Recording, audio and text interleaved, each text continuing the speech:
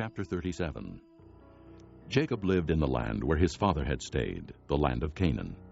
This is the account of Jacob. Joseph, a young man of 17, was tending the flocks with his brothers, the sons of Bilhah and the sons of Zilpah, his father's wives, and he brought their father a bad report about them. Now Israel loved Joseph more than any of his other sons, because he had been born to him in his old age, and he made a richly ornamented robe for him. When his brothers saw that their father loved him more than any of them, they hated him and could not speak a kind word to him. Joseph had a dream, and when he told it to his brothers, they hated him all the more. He said to them, "Listen to this dream I had. We were binding sheaves of grain out in the field, when suddenly my sheaf rose and stood upright, while your sheaves gathered around mine and bowed down to it." His brothers said to him, "Do you intend to reign over us? Will you actually rule us?" And they hated him all the more because of his dream and what he had said. Then he had another dream, and he told it to his brothers. "Listen," he said, "I had another dream, and this time the sun and moon and 11 stars were bowing down to me." When he told his father as well as his brothers, his father rebuked him and said, "What is this dream you had? Will your mother and I and your brothers actually come and bow down to the ground before you?"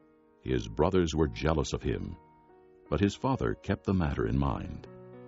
Now his brothers had gone to graze their father's flocks near Shechem, and Israel said to Joseph, "As you know, your brothers are grazing the flocks near Shechem. Come, I am going to send you to them." "Very well," he replied. So he said to him, "Go and see if all is well with your brothers and with the flocks, and bring word back to me." Then he sent him off from the valley of Hebron. When Joseph arrived at Shechem, a man found him wandering around in the fields and asked him, "What are you looking for?" He replied, "I'm looking for my brothers.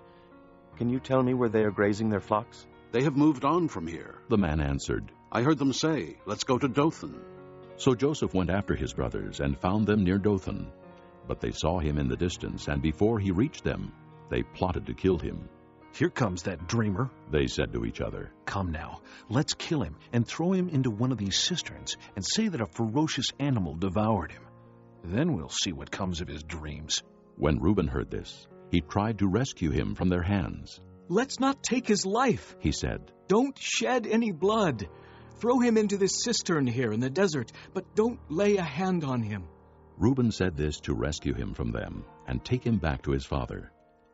So when Joseph came to his brothers, they stripped him of his robe, the richly ornamented robe he was wearing, and they took him and threw him into the cistern. Now the cistern was empty, there was no water in it. As they sat down to eat their meal, they looked up and saw a caravan of Ishmaelites coming from Gilead. Their camels were loaded with spices, balm, and myrrh, and they were on their way to take them down to Egypt. Judah said to his brothers, "What will we gain if we kill our brother and cover up his blood? Come, let us sell him to the Ishmaelites and not lay our hands on him. After all, he is our brother, our own flesh and blood." His brothers agreed. So when the Midianite merchants came by, his brothers pulled Joseph up out of the cistern and sold him for 20 shekels of silver to the Ishmaelites, who took him to Egypt. When Reuben returned to the cistern and saw that Joseph was not there, he tore his clothes. He went back to his brothers and said, "The boy isn't there. Where can I turn now?" Then they got Joseph's robe, slaughtered a goat, and dipped the robe in the blood. They took the ornamented robe back to their father and said, "We found this. Examine it to see whether it's your son's robe." He recognized it and said, "It is my son's robe. Some ferocious animal has devoured him. Joseph has surely been torn to pieces." Then Jacob tore his clothes, put on sackcloth, and mourned for his son many days. All his sons and daughters came to comfort him, but he refused to be comforted. "No," he said, "in mourning will I go down to the grave to my son." So his father wept for him. Meanwhile, the Midianites sold Joseph in Egypt to Potiphar, one of Pharaoh's officials, the captain of the guard.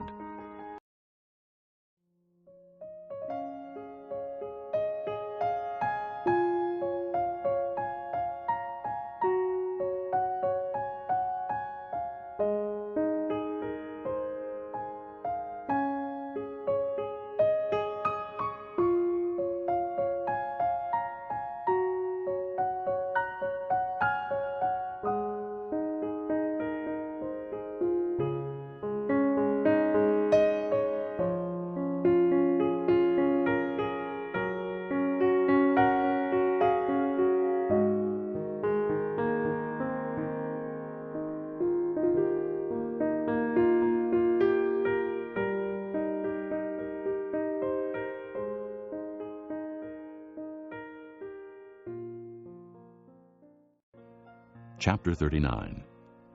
Now Joseph had been taken down to Egypt.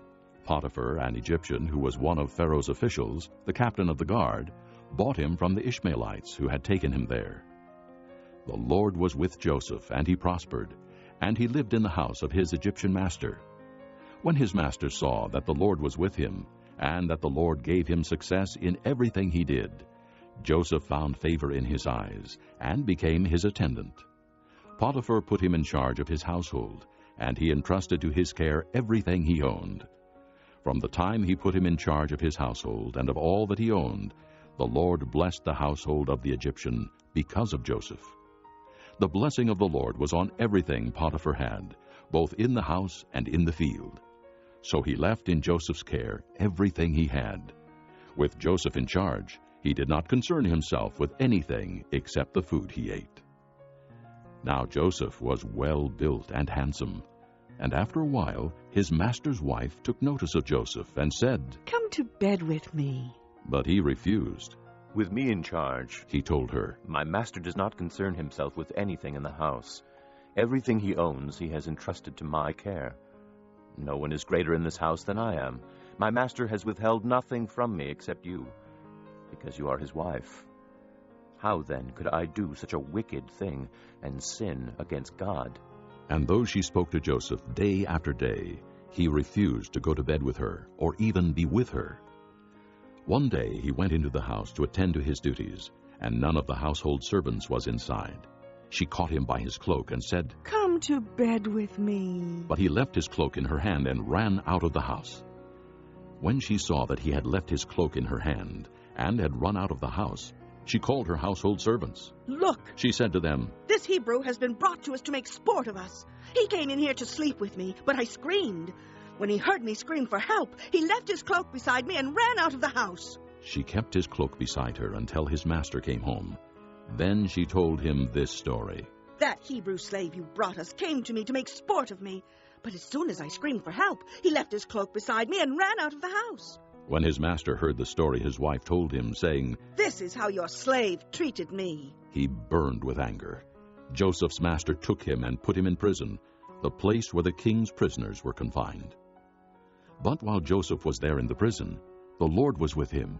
He showed him kindness and granted him favor in the eyes of the prison warden. So the warden put Joseph in charge of all those held in the prison, and he was made responsible for all that was done there. The warden paid no attention to anything under Joseph's care, because the Lord was with Joseph and gave him success in whatever he did.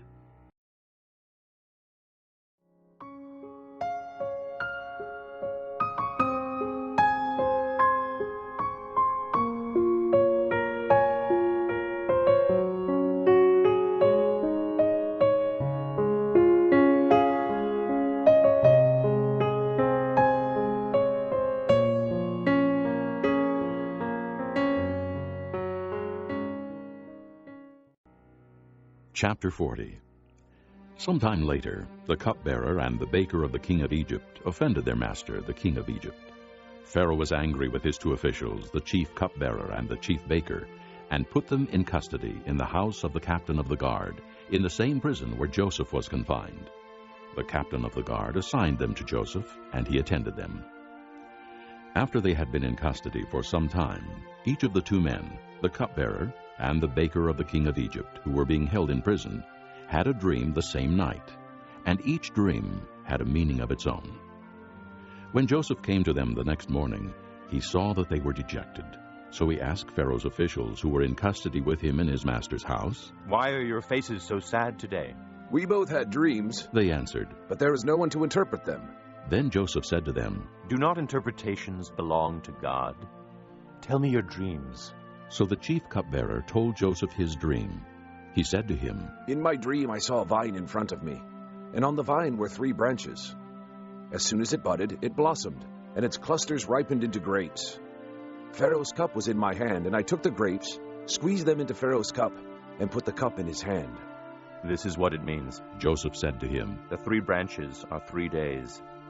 Within 3 days, Pharaoh will lift up your head and restore you to your position. And you will put Pharaoh's cup in his hand, just as you used to do when you were his cupbearer. But when all goes well with you, remember me and show me kindness. Mention me to Pharaoh and get me out of this prison. For I was forcibly carried off from the land of the Hebrews, and even here I have done nothing to deserve being put in a dungeon." When the chief baker saw that Joseph had given a favorable interpretation, he said to Joseph, "I too had a dream. On my head were 3 baskets of bread. In the top basket were all kinds of baked goods for Pharaoh, but the birds were eating them out of the basket on my head."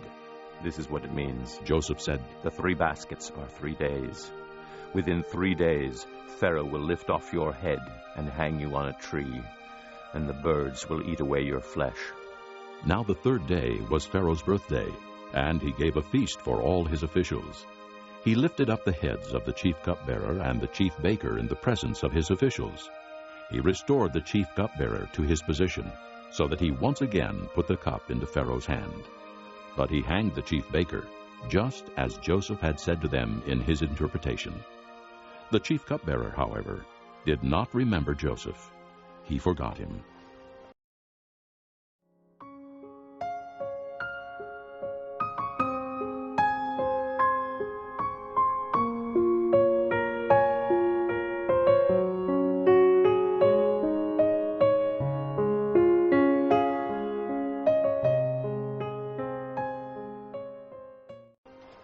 Chapter 41. When 2 full years had passed, Pharaoh had a dream. He was standing by the Nile when out of the river there came up 7 cows, sleek and fat, and they grazed among the reeds. After them 7 other cows, ugly and gaunt, came up out of the Nile and stood beside those on the river bank. And the cows that were ugly and gaunt ate up the 7 sleek fat cows. Then Pharaoh woke up. He fell asleep again and had a second dream. 7 heads of grain, healthy and good, were growing on a single stalk. After them 7 other heads of grain sprouted, thin and scorched by the east wind. The thin heads of grain swallowed up the 7 healthy full heads. Then Pharaoh woke up. It had been a dream. In the morning his mind was troubled, so he sent for all the magicians and wise men of Egypt. Pharaoh told them his dreams, but no one could interpret them for him. Then the chief cupbearer said to Pharaoh, "Today I am reminded of my shortcomings. Pharaoh was once angry with his servants, and he imprisoned me and the chief baker in the house of the captain of the guard. Each of us had a dream the same night, and each dream had a meaning of its own. Now a young Hebrew was there with us, a servant of the captain of the guard. We told him our dreams, and he interpreted them for us, giving each man the interpretation of his dream. And things turned out exactly as he interpreted them to us. I was restored to my position, and the other man was hanged." So Pharaoh sent for Joseph, and he was quickly brought from the dungeon.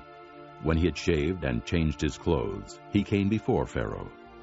Pharaoh said to Joseph, "I had a dream, and no one can interpret it, but I have heard it said of you that when you hear a dream, you can interpret it."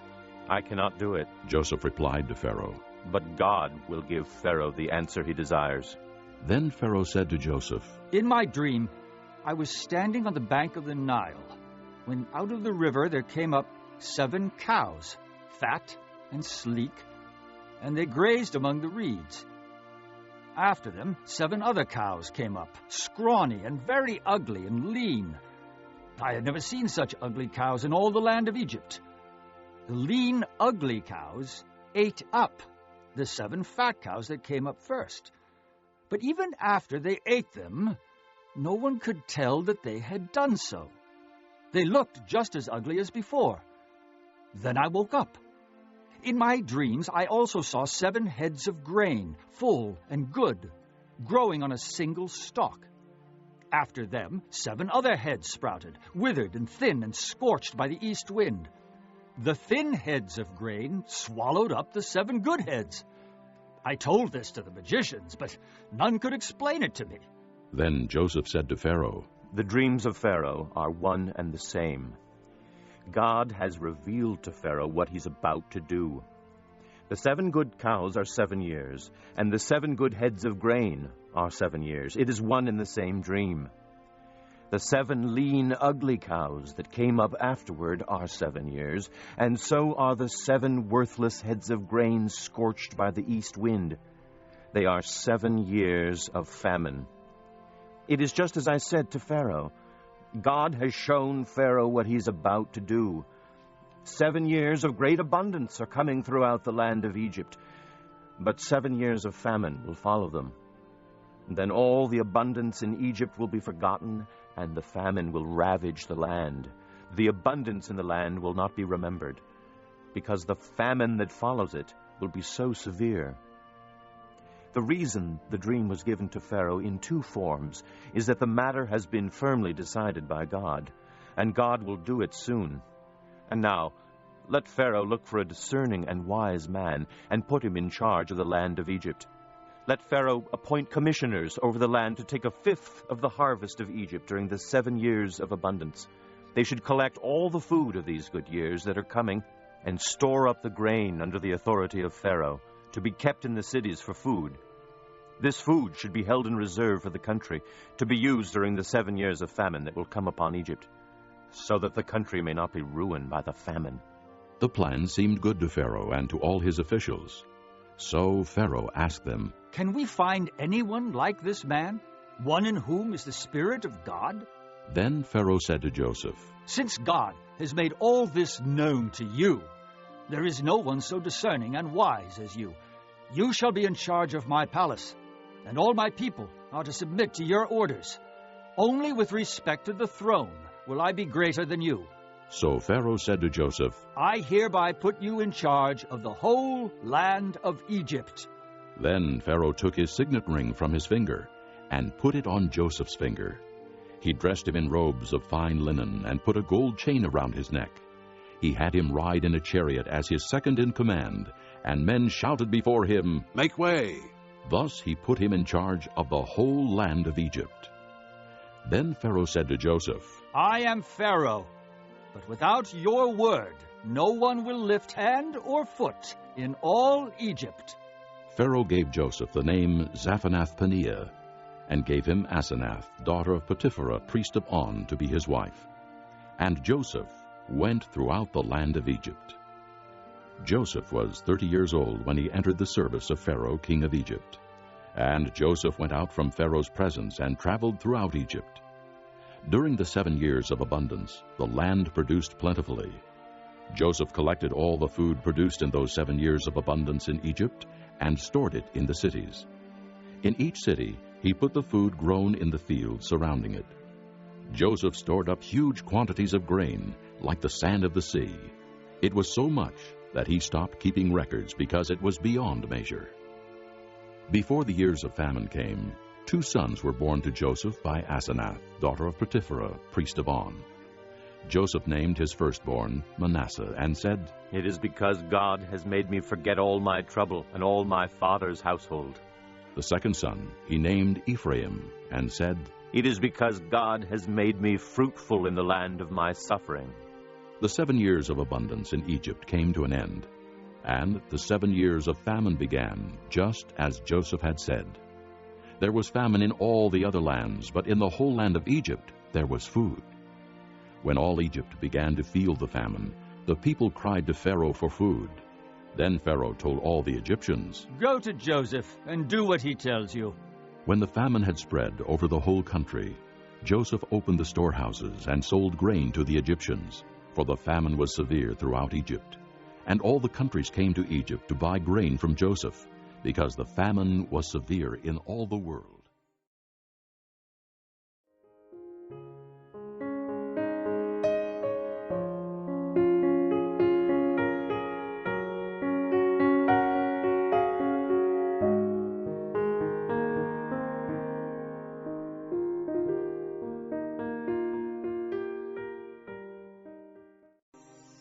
Chapter 42.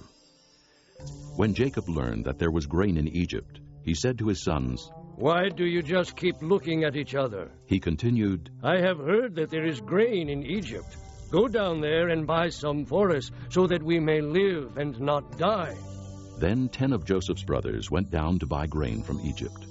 But Jacob did not send Benjamin, Joseph's brother with the others, because he was afraid that harm might come to him. So Israel's sons were among those who went to buy grain, for the famine was in the land of Canaan also. Now Joseph was the governor of the land, the one who sold grain to all its people. So when Joseph's brothers arrived, they bowed down to him with their faces to the ground. As soon as Joseph saw his brothers, he recognized them, but he pretended to be a stranger and spoke harshly to them. "Where do you come from?" he asked. "From the land of Canaan," they replied. "to buy food." Although Joseph recognized his brothers, they did not recognize him. Then he remembered his dreams about them and said to them, "You are spies.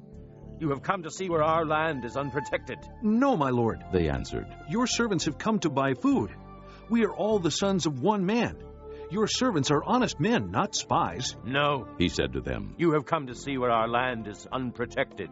But they replied, "Your servants were 12 brothers, the sons of one man, who lives in the land of Canaan. The youngest is now with our father, and one is no more." Joseph said to them, "It is just as I told you. You are spies, and this is how you will be tested. As surely as Pharaoh lives, you will not leave this place unless your youngest brother comes here. Send one of your number to get your brother. The rest of you will be kept in prison, so that your words may be tested to see if you are telling the truth. If you are not, then as surely as Pharaoh lives, you are spies." And he put them all in custody for 3 days. On the 3rd day, Joseph said to them, "Do this, and you will live, for I fear God. If you are honest men, let one of your brothers stay here in prison, while the rest of you go and take grain back for your starving households. But you must bring your youngest brother to me, so that your words may be verified and that you may not die."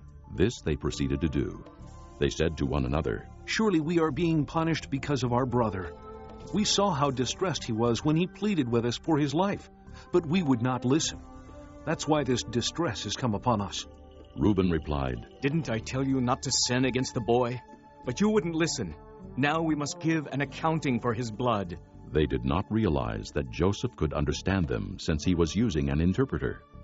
He turned away from them and began to weep, but then turned back and spoke to them again. He had Simeon taken from them and bound before their eyes. Joseph gave orders to fill their bags with grain, to put each man's silver back in his sack, and to give them provisions for their journey. After this was done for them, they loaded their grain on their donkeys and left. At the place where they stopped for the night, one of them opened his sack to get feed for his donkey, and he saw his silver in the mouth of his sack. "My silver has been returned," he said to his brothers. "Here it is in my sack." Their hearts sank, and they turned to each other trembling and said, "What is this that God has done to us?" When they came to their father Jacob in the land of Canaan, they told him all that had happened to them. They said, "The man who is lord over the land spoke harshly to us and treated us as though we were spying on the land. But we said to him, 'We are honest men. We are not spies. We were 12 brothers, sons of one father. One is no more, and the youngest is now with our father in Canaan.' Then the man who is lord over the land said to us, 'This is how I will know whether you are honest men. Leave one of your brothers here with me, and take food for your starving households and go. But bring your youngest brother to me, so I will know that you are not spies, but honest men. Then I will give your brother back to you, and you can trade in the land.'" As they were emptying their sacks, there in each man's sack was his pouch of silver. When they and their father saw the money pouches, they were frightened. Their father Jacob said to them, "You have deprived me of my children.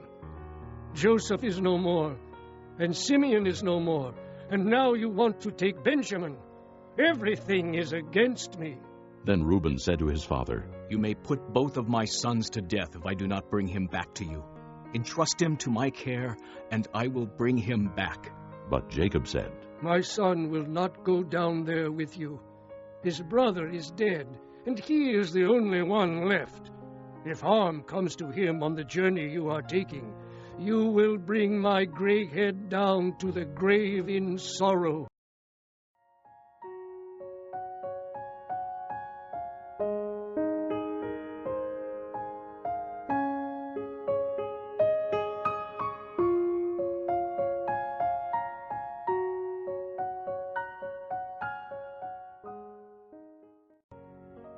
Chapter 43. Now the famine was still severe in the land. So when they had eaten all the grain they had brought from Egypt, their father said to them, Go back and buy us a little more food. But Judah said to him, The man warned us solemnly, You will not see my face again unless your brother is with you. If you will send our brother along with us, we will go down and buy food for you. But if you will not send him, we will not go down, because the man said to us, You will not see my face again unless your brother is with you. Israel asked, Why did you bring this trouble on me by telling the man you had another brother? They replied, The man questioned us closely about ourselves and our family. Is your father still living? He asked us. Do you have another brother? We simply answered his questions. How were we to know he would say, Bring your brother down here? Then Judah said to Israel his father, Send the boy along with me, and we will go at once, so that we and you and our children may live and not die. I myself will guarantee his safety. You can hold me personally responsible for him. If I do not bring him back to you and set him here before you, I will bear the blame before you all my life. As it is, if we had not delayed, we could have gone and returned twice. Then their father Israel said to them, If it must be, then do this. Put some of the best products of the land in your bags and take them down to the man as a gift. A little balm and a little honey, some spices and myrrh, some pistachio nuts and almonds. Take double the amount of silver with you, for you must return the silver that was put back into the mouths of your sacks. Perhaps it was a mistake. Take your brother also, and go back to the man at once. And may God Almighty grant you mercy before the man, so that he will let your brother and Benjamin come back with you. As for me, if I am bereaved, I am bereaved. So the men took the gifts and doubled the amount of silver, and Benjamin also. They hurried down to Egypt and presented themselves to Joseph. When Joseph saw Benjamin with them, he said to the steward of his house, Take these men to my house, slaughter an animal and prepare dinner. They are to eat with me at noon. The man did as Joseph told him, and took the men to Joseph's house. Now the men were frightened when they were taken to his house. They thought, We were brought here because of the silver that was put back into our sacks the first time. He wants to attack us and overpower us and seize us as slaves and take our donkeys. So they went up to Joseph's steward and spoke to him at the entrance to the house. Please, sir, they said, we came down here the first time to buy food. But at the place where we stopped for the night, we opened our sacks, and each of us found his silver, the exact weight, in the mouth of his sack. So we have brought it back with us. We have also brought additional silver with us to buy food. We don't know who put our silver in our sacks. It's all right, he said. Don't be afraid. Your God, the God of your father, has given you treasure in your sacks. I received your silver. Then he brought Simeon out to them. The steward took the men into Joseph's house, gave them water to wash their feet, and provided fodder for their donkeys. They prepared their gifts for Joseph's arrival at noon, because they had heard that they were to eat there. When Joseph came home, they presented to him the gifts they had brought into the house, and they bowed down before him to the ground. He asked them how they were, and then he said, How is your aged father you told me about? Is he still living? They replied, Your servant, our father, is still alive and well. And they bowed low to pay him honor.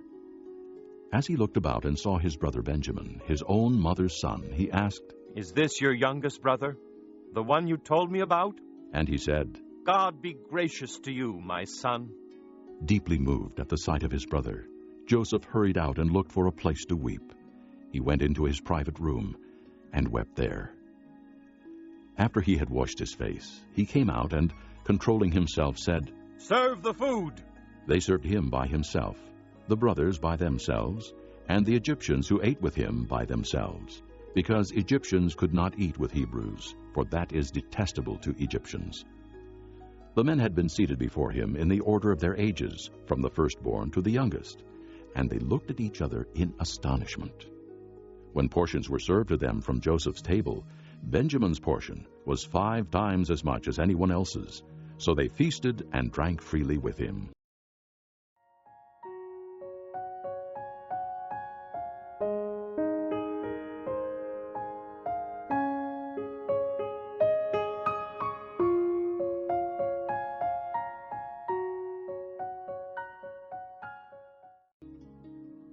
Chapter 44.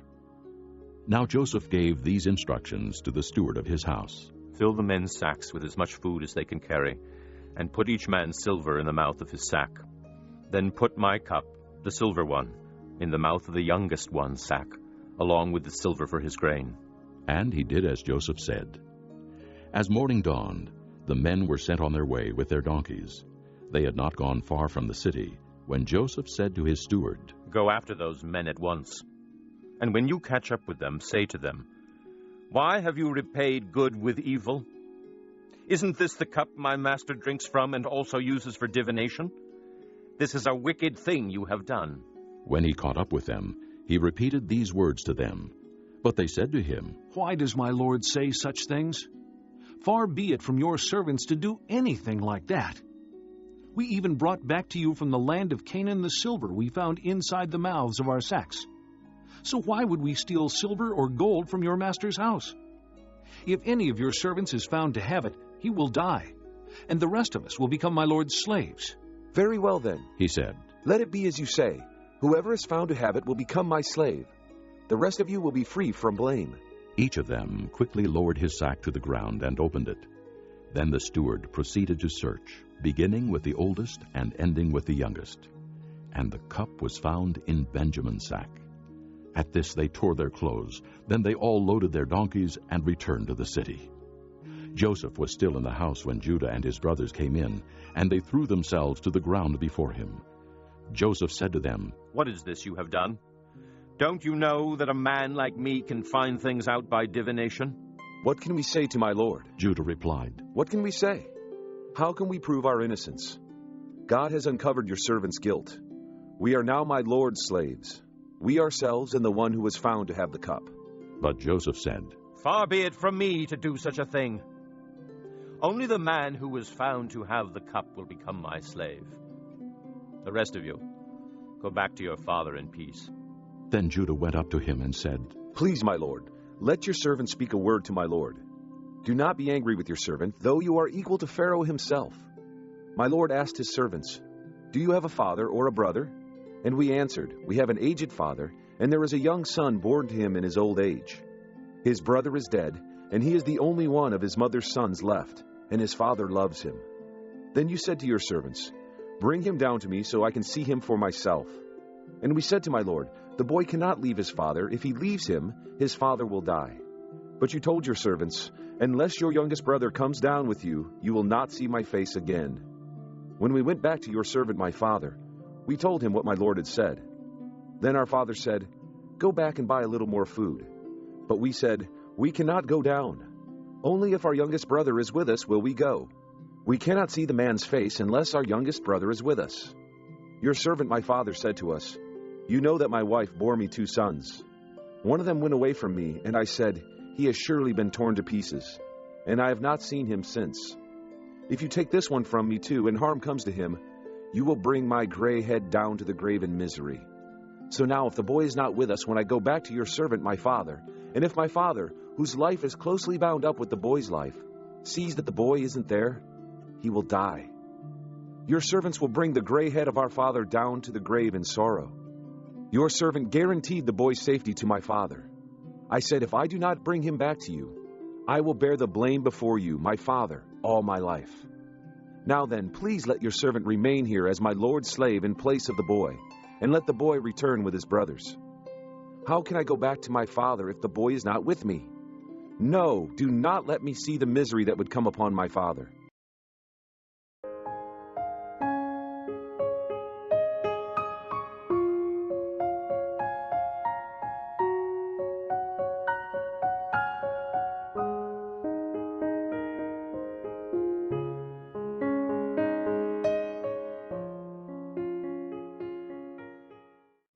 Chapter 45. Then Joseph could no longer control himself before all his attendants, and he cried out, Have everyone leave my presence! So there was no one with Joseph when he made himself known to his brothers. And he wept so loudly that the Egyptians heard him, and Pharaoh's household heard about it. Joseph said to his brothers, I am Joseph. Is my father still living? But his brothers were not able to answer him, because they were terrified at his presence. Then Joseph said to his brothers, "Come close to me." When they had done so, he said, "I am your brother Joseph, the one you sold into Egypt. And now, do not be distressed, and do not be angry with yourselves for selling me here, because it was to save lives that God sent me ahead of you. For 2 years now there has been famine in the land, and for the next 5 years there will not be plowing and reaping. But God sent me ahead of you to preserve for you a remnant on earth and to save your lives by a great deliverance. So then, it was not you who sent me here, but God. He made me father to Pharaoh, lord of his entire household and ruler of all Egypt. Now, hurry back to my father and say to him, 'This is what your son Joseph says. God has made me lord of all Egypt. Come down to me, don't delay. You shall live in the region of Goshen and be near me, you, your children and grandchildren, your flocks and herds, and all you have. I will provide for you there, because 5 years of famine are still to come. Otherwise you and your household and all who belong to you will become destitute. You can see for yourselves, and so can my brother Benjamin, that it is really I who am speaking to you. Tell my father about all the honor accorded me in Egypt, and about everything you have seen, and bring my father down here quickly.' Then he threw his arms around his brother Benjamin and wept. And Benjamin embraced him weeping, and he kissed all his brothers and wept over them. Afterward, his brothers talked with him. When the news reached Pharaoh's palace that Joseph's brothers had come, Pharaoh and all his officials were pleased.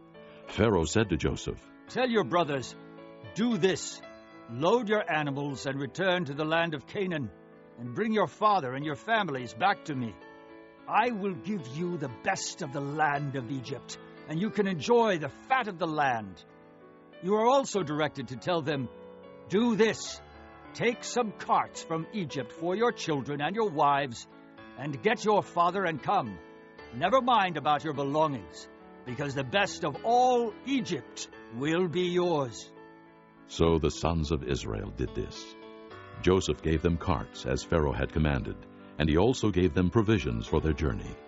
To each of them he gave new clothing, but to Benjamin he gave 300 shekels of silver and 5 sets of clothes. And this is what he sent to his father: 10 donkeys loaded with the best things of Egypt, and 10 female donkeys loaded with grain and bread and other provisions for his journey. Then he sent his brothers away, and as they were leaving, he said to them, "Don't quarrel on the way." So they went up out of Egypt and came to their father Jacob in the land of Canaan. They told him, "Joseph is alive. In fact, he is ruler of all Egypt." Jacob was stunned. He did not believe them. But when they told him everything Joseph had said to them, and when he saw the carts Joseph had sent to carry him back, the spirit of their father Jacob revived. And Israel said, "I am convinced. My son Joseph is still alive. I will go and see him before I die."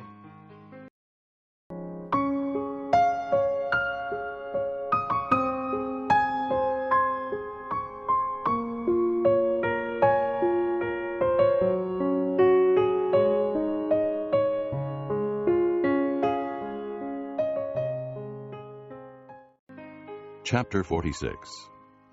So Israel set out with all that was his, and when he reached Beersheba, he offered sacrifices to the God of his father Isaac.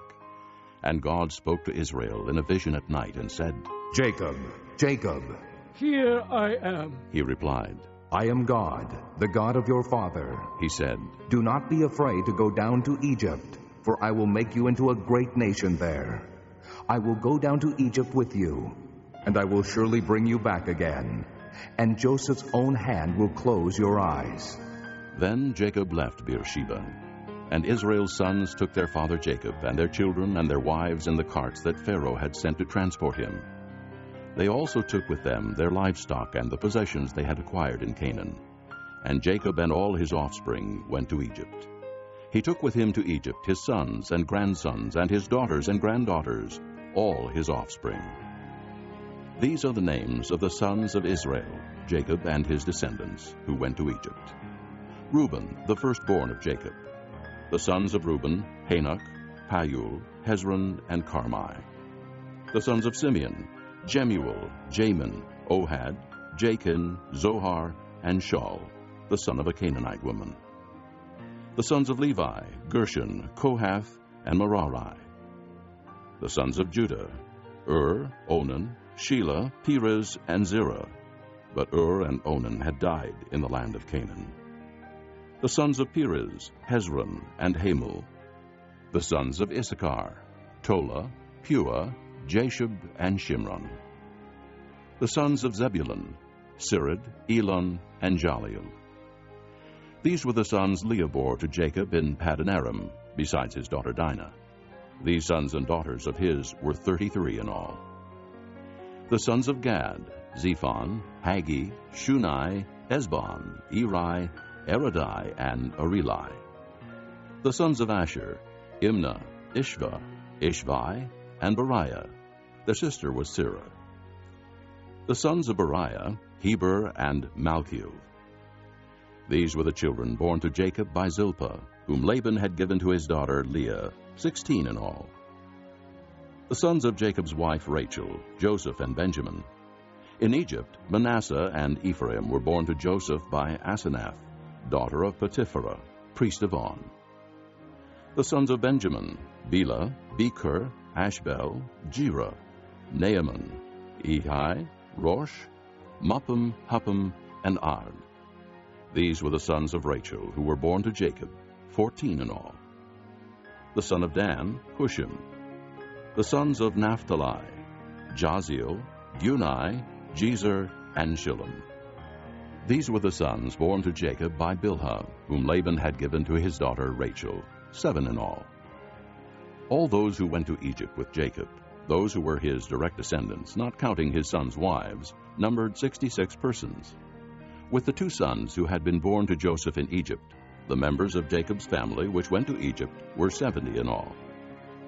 Now Jacob sent Judah ahead of him to Joseph to get directions to Goshen. When they arrived in the region of Goshen, Joseph had his chariot made ready and went to Goshen to meet his father Israel. As soon as Joseph appeared before him, he threw his arms around his father and wept for a long time. Israel said to Joseph, "Now I am ready to die, since I have seen for myself that you are still alive." Then Joseph said to his brothers and to his father's household, "I will go up and speak to Pharaoh and will say to him, 'My brothers and my father's household who are living in the land of Canaan have come to me. The men are shepherds, they tend livestock, and they have brought along their flocks and herds and everything they own. When Pharaoh calls you in and asks, "What is your occupation?"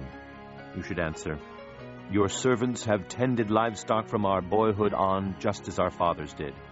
Then you will be allowed to settle in the region of Goshen, for all shepherds are detestable to the Egyptians.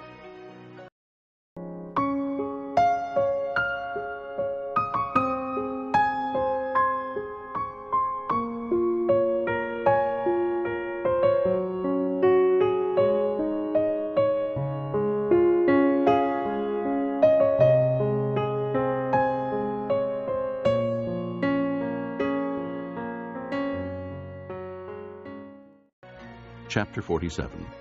Joseph went and told Pharaoh, "My father and brothers, with their flocks and herds and everything they own, have come from the land of Canaan and are now in Goshen."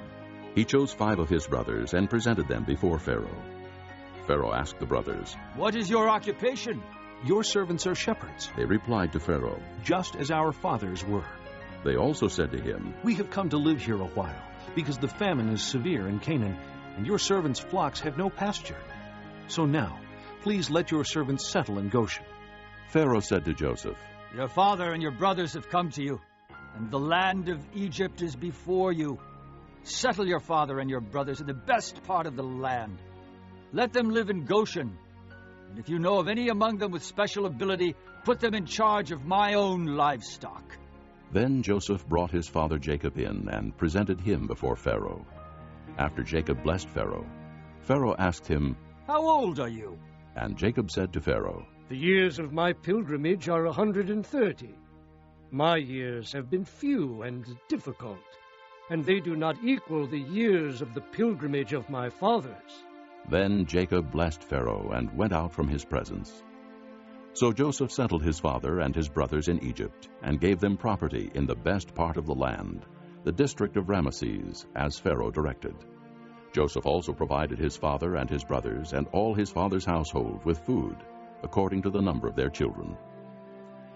There was no food, however, in the whole region, because the famine was severe. Both Egypt and Canaan wasted away because of the famine. Joseph collected all the money that was to be found in Egypt and Canaan in payment for the grain they were buying, and he brought it to Pharaoh's palace. When the money of the people of Egypt and Canaan was gone, all Egypt came to Joseph and said, "Give us food. Why should we die before your eyes? Our money is used up." "Then bring your livestock," said Joseph. "I will sell you food in exchange for your livestock, since your money is gone." So they brought their livestock to Joseph, and he gave them food in exchange for their horses, their sheep and goats, their cattle and donkeys. And he brought them through that year with food in exchange for all their livestock. When that year was over, they came to him the following year and said, "We cannot hide from our lord the fact that since our money is gone and our livestock belongs to you, there is nothing left for our lord except our bodies and our land. Why should we perish before your eyes, we and our land as well? Buy us and our land in exchange for food, and we with our land will be in bondage to Pharaoh. Give us seed so that we may live and not die, and that the land may not become desolate." So Joseph bought all the land in Egypt for Pharaoh. The Egyptians, one and all, sold their fields because the famine was too severe for them.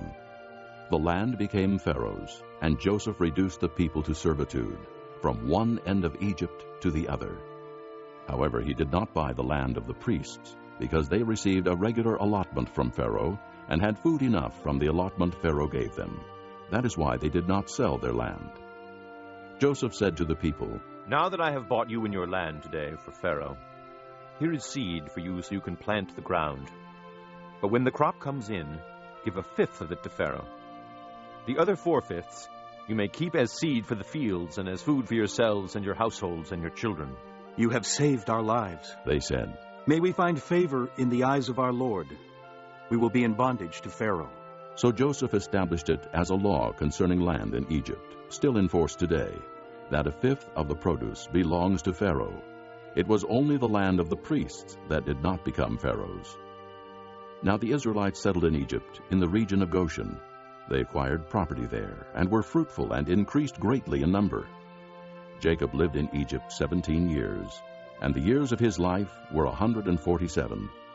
When the time drew near for Israel to die, he called for his son Joseph and said to him, "If I have found favor in your eyes, put your hand under my thigh, and promise that you will show me kindness and faithfulness. Do not bury me in Egypt. But when I rest with my fathers, carry me out of Egypt, and bury me where they are buried."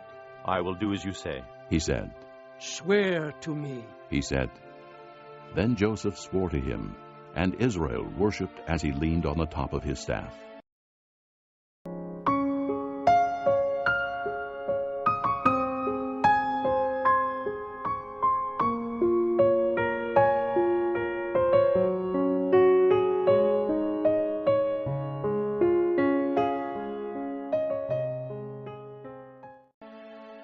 Chapter 48. Sometime later, Joseph was told, "Your father is ill." So he took his 2 sons, Manasseh and Ephraim, along with him.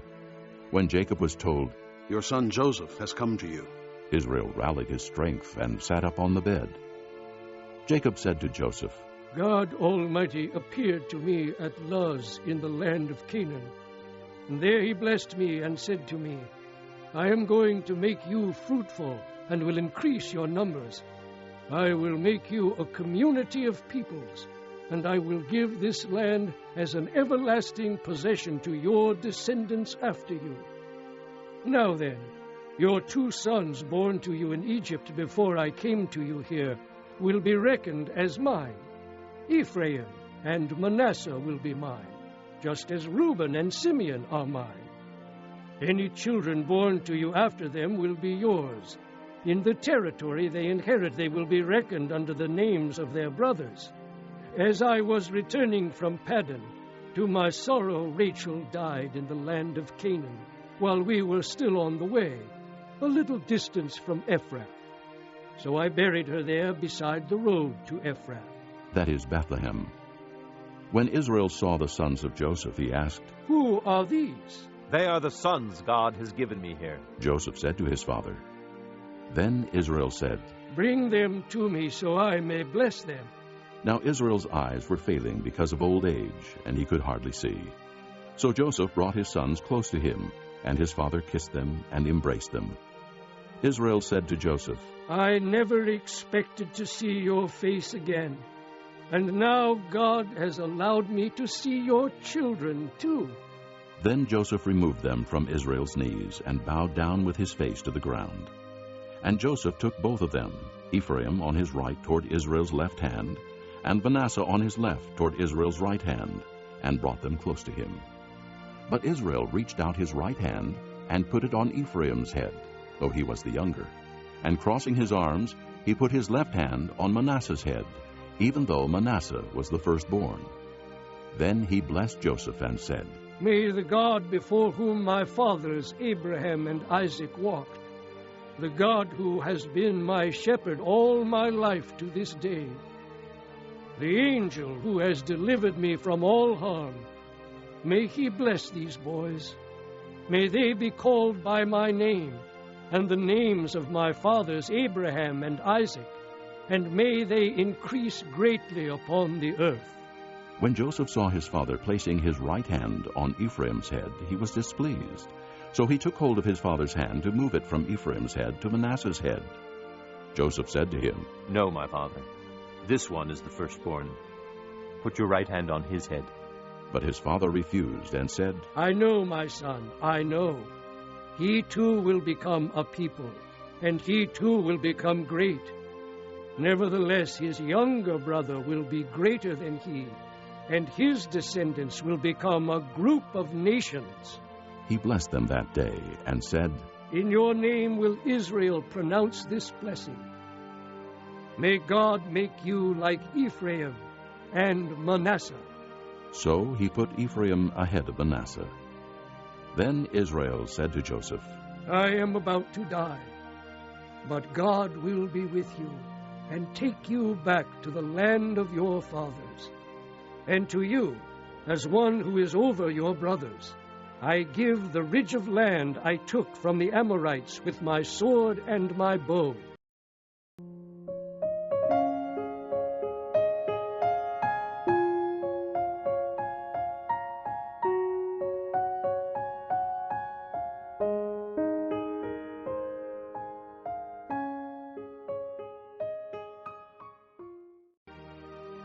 Chapter 49.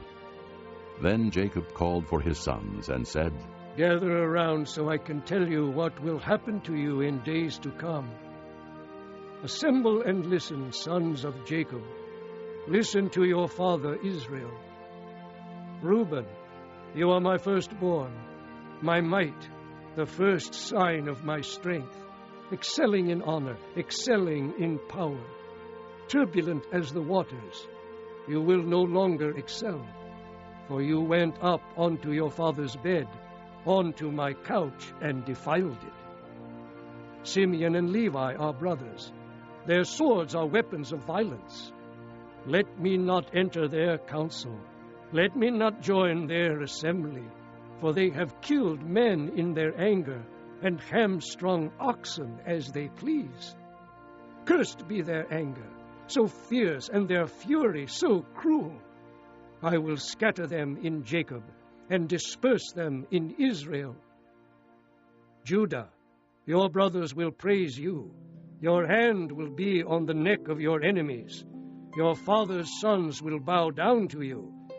You are a lion's cub, O Judah. You return from the prey, my son. Like a lion, he crouches and lies down. Like a lioness, who dares to arouse him? The scepter will not depart from Judah, nor the ruler's staff from between his feet, until he comes to whom it belongs, and the obedience of the nations is his. He will tether his donkey to a vine, his colt to the choicest branch. He will wash his garments in wine, his robes in the blood of grapes. His eyes will be darker than wine, his teeth whiter than milk. Zebulun will live by the seashore and become a haven for ships. His border will extend toward Sidon. Issachar is a raw-boned donkey lying down between two saddlebags. When he sees how good is his resting place and how pleasant is his land, he will bend his shoulder to the burden and submit to forced labor. Dan will provide justice for his people as one of the tribes of Israel. Dan will be a serpent by the roadside, a viper along the path that bites the horse's heels so that its rider tumbles backward. I look for your deliverance, O Lord. Gad will be attacked by a band of raiders, but he will attack them at their heels. Asher's food will be rich. He will provide delicacies fit for a king. Naphtali is a doe set free that bears beautiful fawns. Joseph is a fruitful vine near a spring, whose branches climb over a wall. With bitterness archers attack him. They shot at him with hostility. But his bow remained steady. His strong arm stayed limber, because of the hand of the mighty one of Jacob, because of the shepherd, the rock of Israel, because of your father's God who helps you, because of the Almighty who blesses you, with blessings of the heavens above, blessings of the deep that lies below, blessings of the breast and womb. Your father's blessings are greater than the blessings of the ancient mountains, than the bounty of the age-old hills. Let all these rest on the head of Joseph, on the brow of the prince among his brothers. Benjamin is a ravenous wolf. In the morning he devours the prey. In the evening he divides the plunder. All these are the 12 tribes of Israel, and this is what their father said to them when he blessed them, giving each the blessing appropriate to him. Then he gave them these instructions. I am about to be gathered to my people. Bury me with my fathers in the cave in the field of Ephron the Hittite, the cave in the field of Machpelah, near Mamre in Canaan, which Abraham bought as a burial place from Ephron the Hittite, along with the field. There Abraham and his wife Sarah were buried. There Isaac and his wife Rebekah were buried. And there I buried Leah. The field and the cave in it were bought from the Hittites. When Jacob had finished giving instructions to his sons, he drew his feet up into the bed, breathed his last, and was gathered to his people.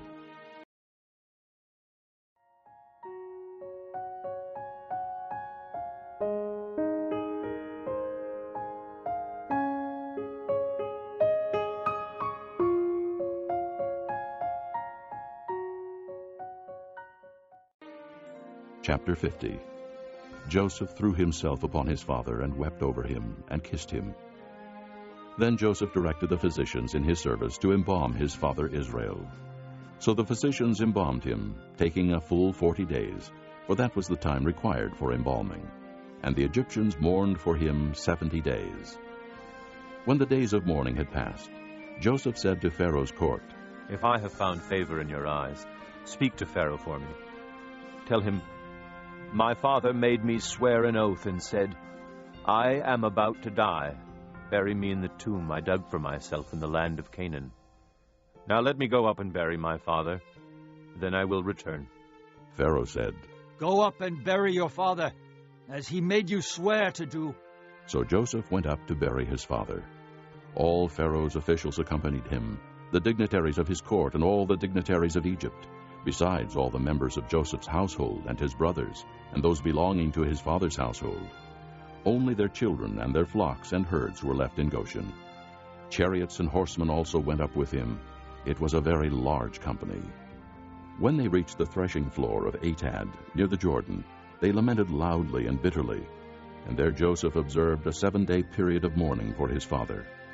When the Canaanites who lived there saw the mourning at the threshing floor of Atad, they said, The Egyptians are holding a solemn ceremony of mourning. That is why that place near the Jordan is called Abel-Mizraim. So Jacob's sons did as he had commanded them. They carried him to the land of Canaan and buried him in the cave in the field of Machpelah near Mamre, which Abraham had bought as a burial place from Ephron the Hittite, along with the field. After burying his father, Joseph returned to Egypt, together with his brothers and all the others who had gone with him to bury his father. When Joseph's brothers saw that their father was dead, they said, "What if Joseph holds a grudge against us and pays us back for all the wrongs we did to him?" So they sent word to Joseph, saying, "Your father left these instructions before he died. This is what you are to say to Joseph. I ask you to forgive your brothers the sins and the wrongs they committed in treating you so badly. Now, please forgive the sins of the servants of the God of your father." When their message came to him, Joseph wept. His brothers then came and threw themselves down before him. "We are your slaves," they said. But Joseph said to them, "Don't be afraid. Am I in the place of God? You intended to harm me, But God intended it for good, to accomplish what is now being done, the saving of many lives. so then don't be afraid. I will provide for you and your children." And he reassured them and spoke kindly to them. Joseph stayed in Egypt along with all his father's family. He lived 110 years and saw the third generation of Ephraim's children. Also the children of Machir, son of Manasseh, were placed at birth on Joseph's knees.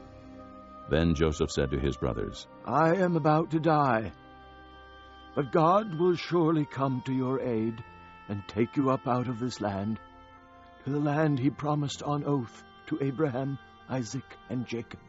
And Joseph made the sons of Israel swear an oath and said, God will surely come to your aid, and then you must carry my bones up from this place. So Joseph died at the age of 110, and after they embalmed him, he was placed in a coffin in Egypt.